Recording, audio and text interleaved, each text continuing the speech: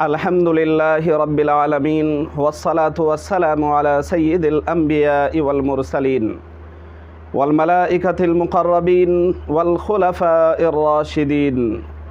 علینا وعلیہم اجمعین اما بعد اعوذ باللہ من الشیطان الرجیم بسم اللہ الرحمن الرحیم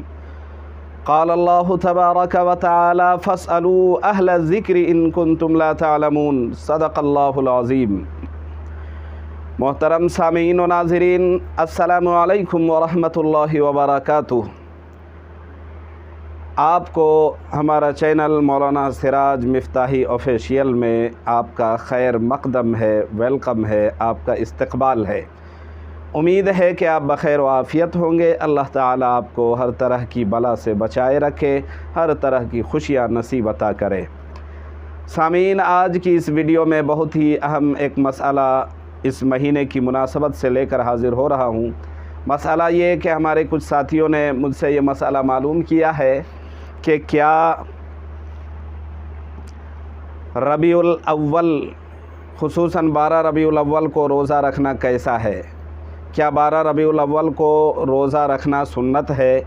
یا 12 ربیع الاول کو روزہ رکھنے کے سلسلے میں یا اس کے متعلق یا اس کے بابت الگ سے کوئی روایت، کوئی حدیث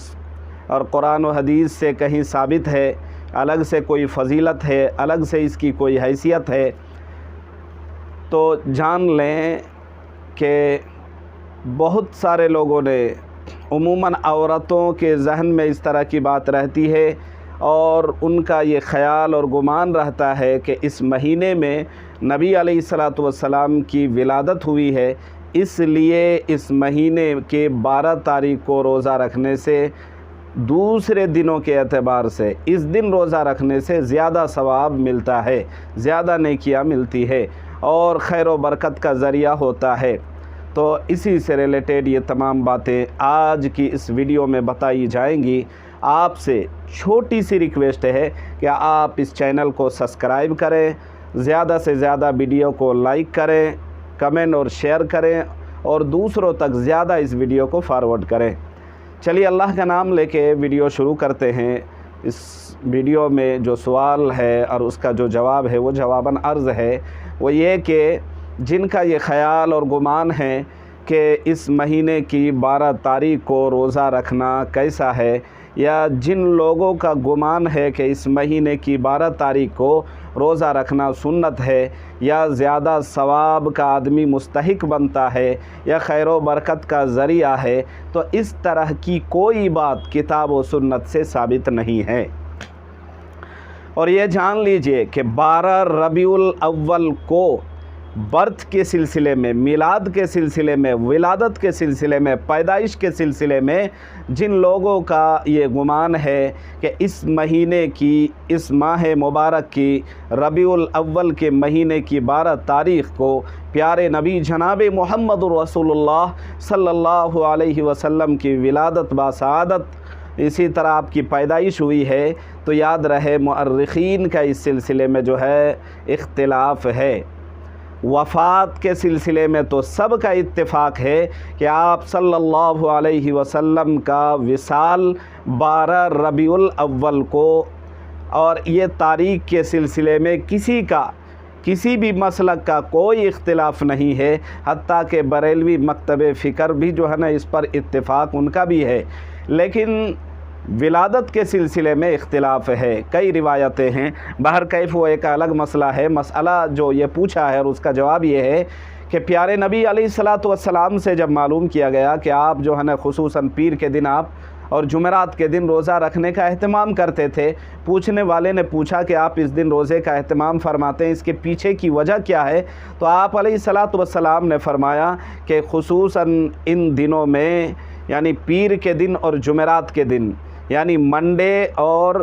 تھرسڈے، جمعرات کو، ان 2 ایام میں روزہ رکھنے کا آپ کا اہتمام تھا، آپ رکھتے تھے۔ جب پوچھنے والوں نے پوچھا تو آپ علیہ الصلاۃ والسلام نے فرمایا ایک روایت کے مطابق کہ آپ علیہ الصلاۃ والسلام نے کہا کہ اس دن چونکہ میری پیدائش ہوئی ہے پیر کے دن، منڈے کے دن، سوموار کے دن، اور اس دن مجھ پر پہلی وحی آئی تھی، اور اسی طرح دوسری روایت میں یہ بھی ہے کہ ان 2 ایام میں اللہ رب العزت کے پاس فرشتے بندوں کے اعمال کو پیش کرتے ہیں۔ آپ علیہ الصلاۃ والسلام سے ایک روایت یہ بھی ثابت ہے کہ اس دن آپ علیہ الصلاۃ والسلام فرماتے ہیں کہ اس دن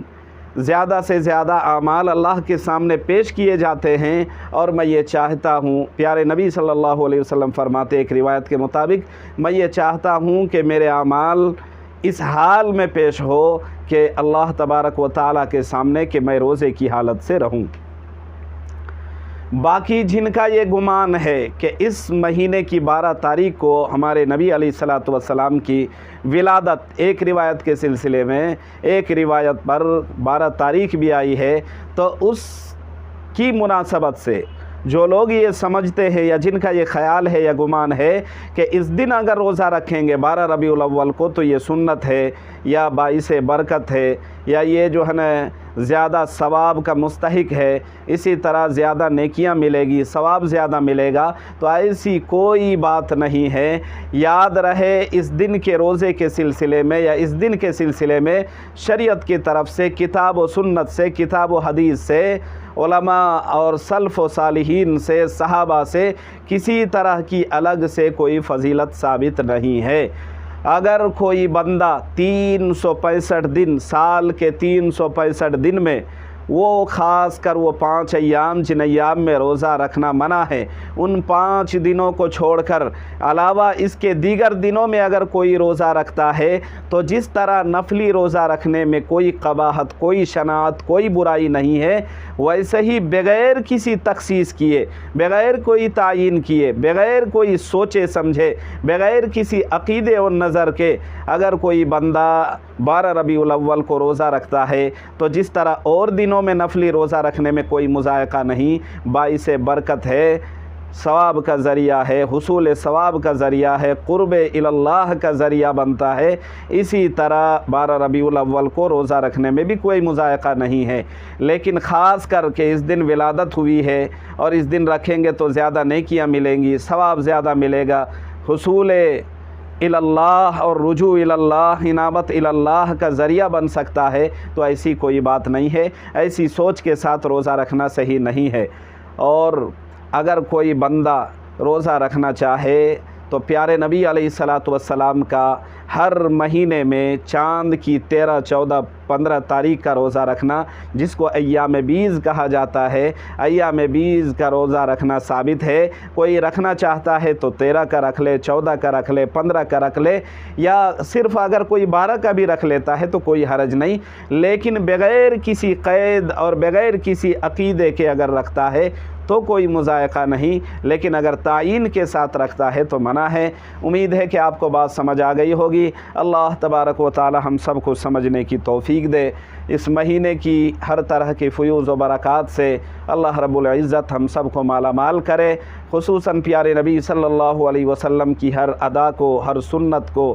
سیرت کو، صورت کو، طریقے کو، اطوار کو، گفتار کو، کردار کو، اخلاق کو، تمام نیک عملوں کو، افعال کو پوری دنیا کے ہر امتی کے لیے، ہر مسلمان کے لیے اپنانے کی توفیق عنایت فرمائیں۔ وآخر دعوانا ان الحمد للہ رب العالمین۔